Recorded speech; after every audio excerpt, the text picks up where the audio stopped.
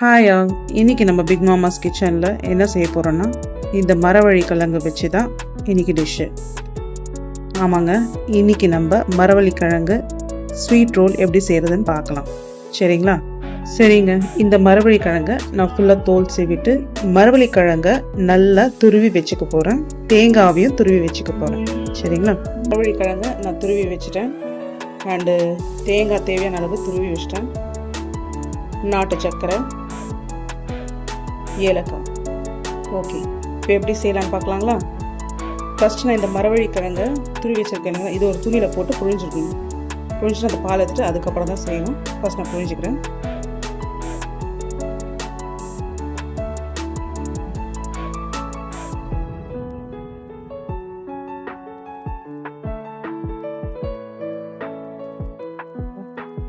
இப்போ இதில் நான் தேங்காய் மிக்ஸ் பண்ணிக்க போகிறேன்.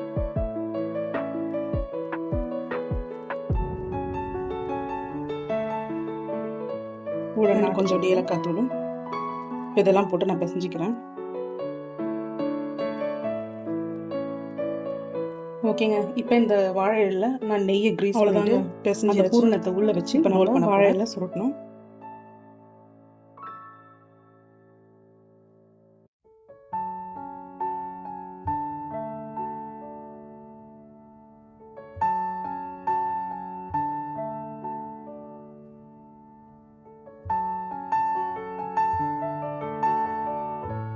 இந்த மாதிரி எல்லாத்தையும் ரோல் பண்ணி இட்லி ஸ்டீமரில் வச்சிடணும். நான் ஃபுல்லாக ரோல் பண்ணிட்டு காட்டுறேன்.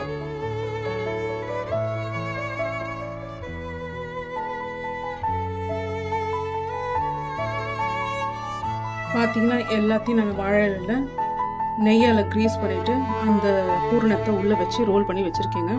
இப்போ நான் ஸ்டவ் ஆன் பண்ணி இது ஒரு 15 நிமிஷம் ஸ்டீம் ஆன பிறகு எப்படி வந்திருக்குன்னு பார்க்கலாம். Okay, until wait.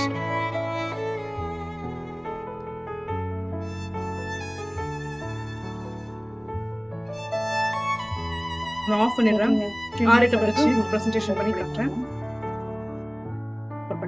நமக்கு சாப்பிட்டு நல்லா ஹெல்த்தியாக இருங்க, க்யூட்டாக ஸ்வீட்டாக இருக்கும்.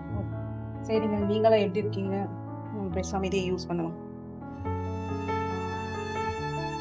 ரெடி ஆயிடுச்சுங்க.